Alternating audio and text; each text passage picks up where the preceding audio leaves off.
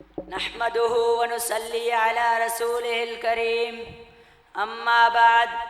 أعوذ بالله من الشيطان الرجيم بسم الله الرحمن الرحيم وقال النبي صلى الله عليه وسلم من رأى منكم منكرا فليغيره بيده فإن لم يستطع فبلسانه فإن لم يستطع فبقلبه وذلك أضعف الإيمان صدق الله العظيم وصدق رسوله النبي الكريم اٹھ کے حالات ڈال تدبیر سے تقدیر کے دن رات بدل ڈال آقائی و خدمت کے خطابات بدل ڈال کیا ظلم ہے مسلمان ہو مسلمان کا دشمن ارباب ہوسکار کی عادات بدل ڈال محترم اساتذہ کرام اور میرے ہم مکتب ساتھیوں السلام علیکم ورحمۃ اللہ وبرکاتہ۔ آج کے اس محفل سعید میں جس عنوان کو موضوع سخن بنا کر حاضر ہوا ہوں وہ اصلاح معاشرہ کے عنوان سے معنون ہے۔ سامعین محترم،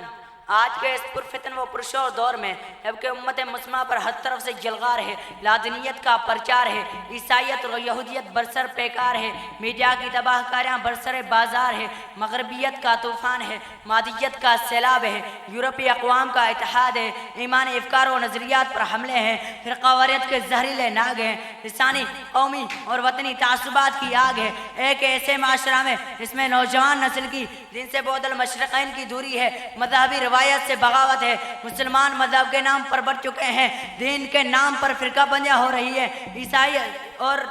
اور یہودیت برسر پیکار ہے۔ اسلام کے حسین چہرے کو مسخ کرنے کی ہر ممکن کوشش کو بروئے کار لایا جا رہا ہے۔ اسلام کے نظام کو اسلامی نظام راج کرنے کی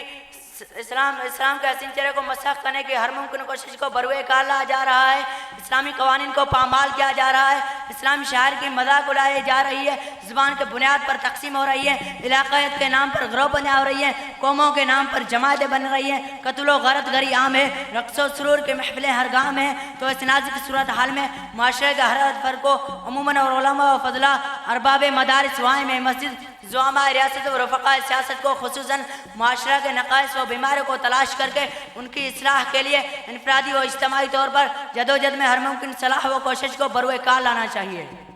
لیکن میرے بھائیوں، یہ کیسے ممکن ہو؟ اس معاشرہ کی اصلاح کیوں نہیں ہو سکتی؟ آئیے ذرا قرآن سے پوچھتے ہیں، اے قرآن ذرا بتائیے وہ اسباب و ذرائع وسائل کیا ہیں جن کے ذریعے معاشرہ کی اصلاح ہو سکے؟ زبان وہی یوں گویا ہوتی ہے، فلولا نفر من کل فرقۃ منہم طائفۃ لیتفقہوا فی الدین۔ ارے ارباب عقل و دانش کہاں بھٹکتے پھر رہے ہو؟ دیکھو قرآن رہنمائی کر رہا ہے، لیتفقہوا فی الدین، اصلاح معاشرہ کی کلید و چابی مل گئی ہے۔ قرآن کہتا ہے آپ میں سے ایک جماعت ایسی ہونی چاہیے جو دین میں اور علم میں ایسا رسوخ اور کمال پیدا کرے کہ دین کی کلیات و جزیات اس کی نو زباں ہوں، تاکہ معاشرہ کے بگاڑ کی وجہ اور فتنے و فساد کے سبب کو ناقص اور محدود عقل کی کسوٹی پر پرکھنے کو بجائے کامل و اکمل دین محمدی صلی اللہ علیہ وسلم کی کسوٹی پر پرکھنے کی اہلیت پیدا ہو، قرآن و سنت کی روشنی میں مسائل و نقائص کا حل نکالنے کی صلاحیت پیدا ہو، عدل و انصاف اور مساوات و اخوت کے نفاذ کی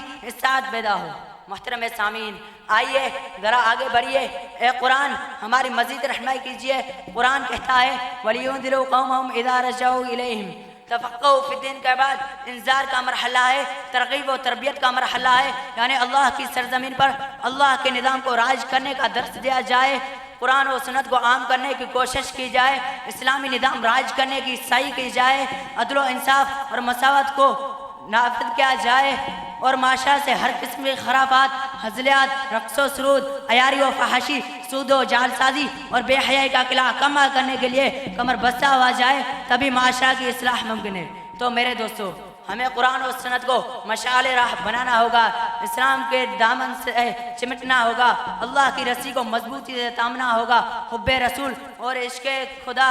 میں ڈوبنا ہوگا، اس میں ہی اصلاح معاشرہ اور اسلام معاشرہ کے قیام کا راز مضمر ہے۔ بس اسی دعوت فکر کے ساتھ اپنی تقریر ختم کرتا ہوں۔ قرآن گھر میں ہے مگر ہم پڑھتے نہیں، ہم دل میں ذرہ بھی اللہ کا خوف رکھتے نہیں، زلزلوں کی چیخوں سے اٹھ جاتے ہیں فوراً، ہم سن کر آذان کبھی اٹھتے نہیں، آتی ہے مصیبت تو خدا یاد آتا ہے، ورنہ کبھی سجدے میں سر جھکتا نہیں۔ کانوں میں اذان کی بھلا کیسے آئے آواز، بند کبھی ٹی وی کو کرتے نہیں۔ صورت سے تو انسان نظر آتے ہیں ہم، سیرت سے تو مسلمان مگر لگتے نہیں۔ وما علینا الا البلاغ المبین۔